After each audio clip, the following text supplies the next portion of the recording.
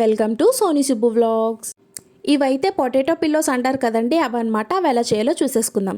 First పొటాటోస్ని తీసుకొని వాటిని of కింద కట్ చేసుకొని మనం ప్రెషర్ కుక్కర్లో పెట్టుకోవాలన్నమాట. వీటికి ఒక 3 విజిల్స్ బాగా వేయించి, అంటే ఉడికేలాగా చేసుకొని, విజిల్స్ అయినా పెట్టుకోవచ్చు, అది మీ ఇష్టం. లేదంటే మామూలుగా కూడా ఉడకబెట్టుకోవచ్చు.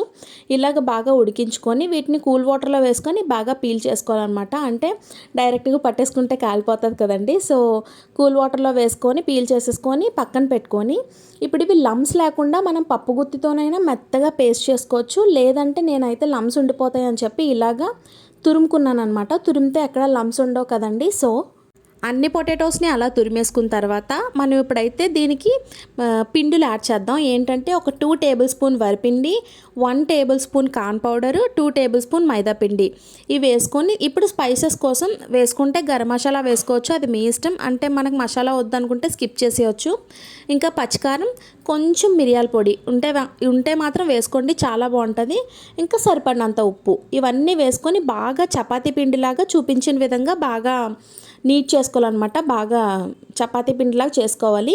ఇప్పుడు దీన్ని మనం చిన్నప్పుడు ఆడుకునే వాళ్ళం కదండి. చపాతీ పిండి అమ్మ దగ్గర తీసుకొని ఇలాగా అంటే గచ్చుకు రాస్తూ పాములాగా ఆడుకునే వాళ్ళం కదా. అలా చేసుకొని నేను చూపించినట్టు ఫోర్క్తో ఇలాగా పిల్లోస్ లాగా రెడీ చేసుకోవాలన్నమాట. ఇవి రెడీ చేసుకునే లోపు మనం స్టవ్ మీద ప్యాన్ పెట్టి ఆయిల్ అయితే పోసుకొని హీట్ చేసుకుంటాము. ఆయిల్ అయితే బాగా గడమరిపోకూడదండి, మీడియంలోనే ఉండాలి. జస్ట్ వేస్తే కొంచెం మామూలుగా హీట్గానే ఉండాలి. బాగా మరిగిపోతే బయటంతా మాడిపోయి లోపలంతా ఉడకదనమాట. సో మనం లో టు మీడియం ఫ్లేమ్లోనే అడ్జస్ట్ చేస్తూ ఇవైతే ఫ్రై చేసుకోవాలి. అంతా లో ఫ్లేమ్లోనే ఫ్రై చేసుకోండి. ఎప్పుడైతే మనకి బుడగలు రావడం ఆగిపోతుందో అప్పుడు మనం మీడియం ఫ్లేమ్లో పెట్టుకొని బాగా ఇలా గోల్డెన్ బ్రౌన్ వచ్చేంత వరకు ఫ్రై చేసుకోవాలి చూపించిన విధంగా. ఇంకా వీడియోని చూస్తూ లైక్ చేయకపోతే please do like, share and subscribe. చూసారు కదా ఎలాగా ఫ్రై అయ్యాయో, చక్కగా ఫ్రై అయిపోయాను అనమాట. ఇలా ఫ్రై చేసుకున్న వాటిని బయట తీసుకొని కెచప్లో ముంచుకొని తింటే చాలా టేస్టీగా ఉన్నాయండి ఈ పొటాటో పిల్లోస్ అయితే.